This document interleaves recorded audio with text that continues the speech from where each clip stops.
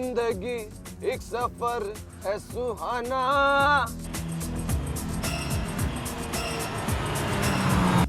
यहाँ कल क्या हो किसने जाना।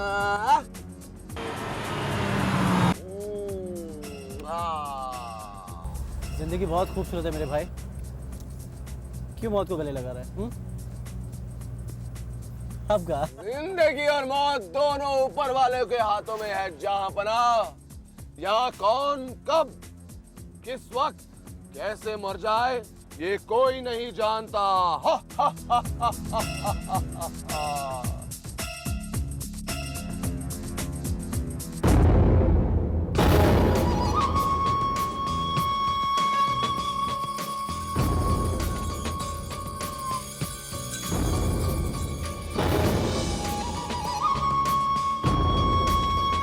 दुनिया सच ही कहती है, सौतेली माँ सौतेली होती है। अगर तू जिंदा रहा तो मेरा बेटा विनोद करोड़ों की प्रॉपर्टी का मालिक कैसे बनेगा? अब देखना, तेरी ही दौलत से खरीदा हुआ ये प्यारा सा उपहार तेरी सौतेली माँ तुझे ही पहनाएगी।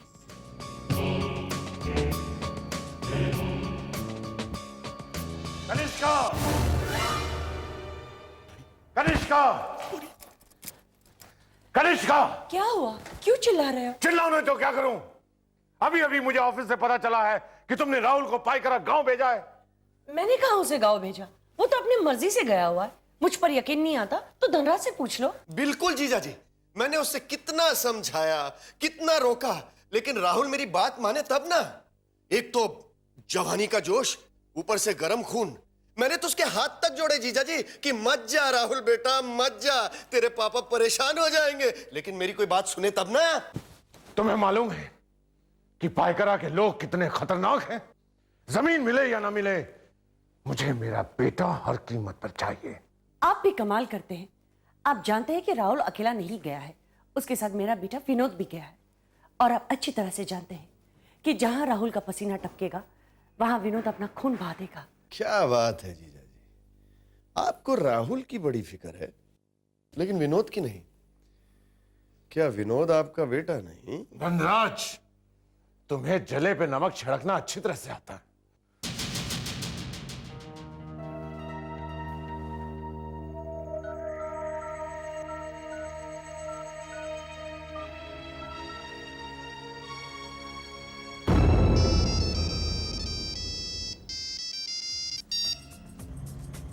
हेलो राहुल, कहां हो तुम बेटे?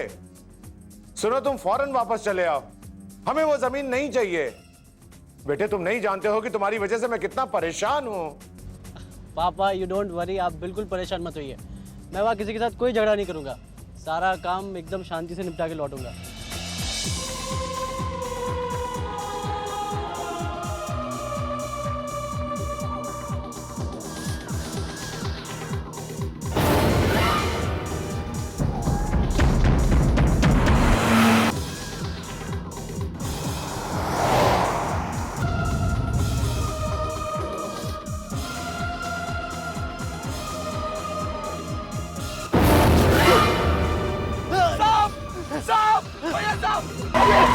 हेलो हेलो, इसे बाहर फेंक दो भैया, बाहर फेंक दो सबको। संभालो संभालो भैया, फेंक दो सबको। फेंको फेंको।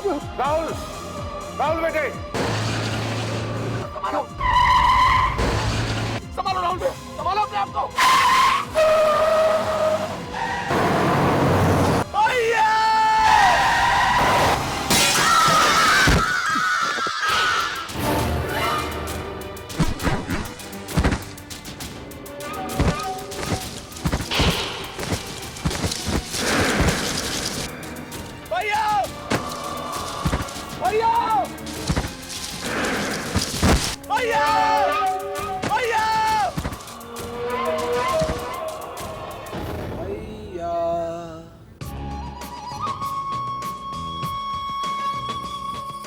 गैया।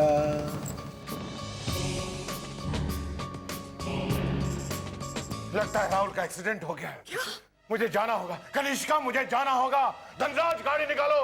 मेरा दिल घबरा रहा है। जिस बात का डर था वैसा ही कुछ हो गया है। देखो देखो, घबराने की कोई जरूरत नहीं है। राहुल अकेला नहीं है, विनोद है उसके साथ। मुझे फौरन वहां जाना होगा जहां एक्सीडेंट हुआ है। अरे तुम लोग खड़े खड़े मेरा मुंह क्या देख रहे हो? देखो प्लीज, थोड़ा सा सब्र से काम लो, शांति से सोचो। क्या सोचूं? क्या सोचूं? जी आप समझ नहीं रहे हैं, हम लोग वहां जाएंगे कैसे? पाइकरा जाने के 4 रास्ते हैं। अब पता नहीं वो लोग कौन से रास्ते से गए, और अब तक तो वो दोनों 100 किलोमीटर पार कर चुके होंगे। आखिर तुम लोग चाहते क्या हो? क्या चाहते हो तुम लोग? कि हम लोग हाथ पर हाथ धरे बैठे रहे? मैंने ऐसा तो नहीं कहा। हम लोग यहाँ पुलिस में कंप्लेन कर देते हैं और यहाँ की पुलिस वहां लोकल पुलिस से संपर्क करके दुर्घटना का पता लगा लेगी। धनराज, अगर मेरा बेटा सही सलामत नहीं आया तो याद रखना, मुझसे बुरा कोई नहीं होगा।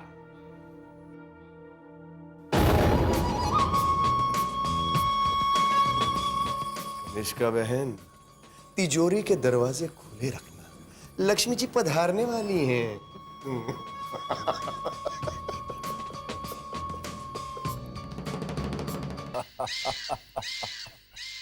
फकीरा, आज हम बहुत खुश हैं, बहुत खुश।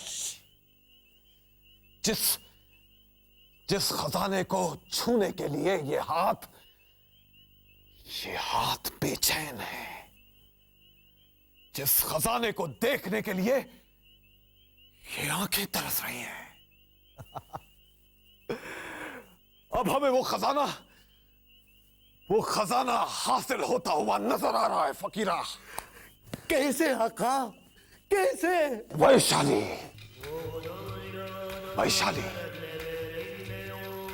हाँ, यही तो है वो इच्छाधारी नागिन, यानी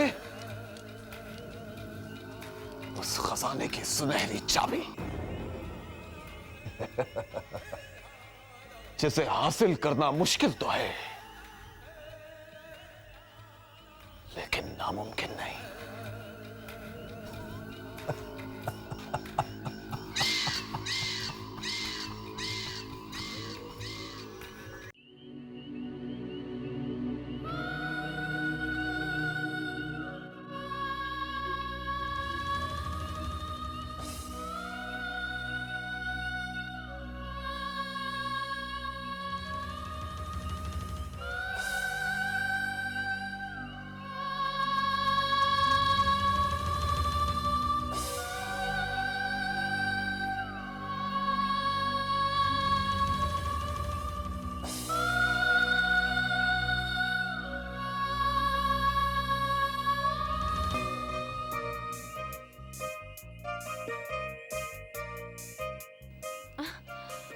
बाबूजी, बाबूजी, बाबूजी, बाबूजी, बाबूजी, अब मैं क्या करूं? बाबा, हाँ। बाबा, बाबा,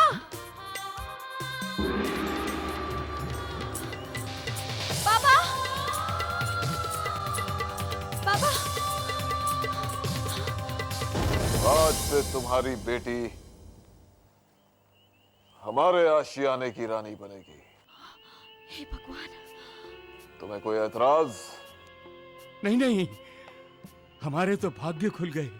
इससे बड़ी खुशी हमारे लिए और क्या हो सकती है? बस तो फिर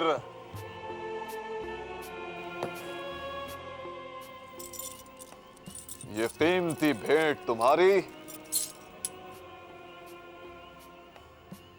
और वैशाली हमारी। एक रहने का सहारा था, वो भी छीन गया।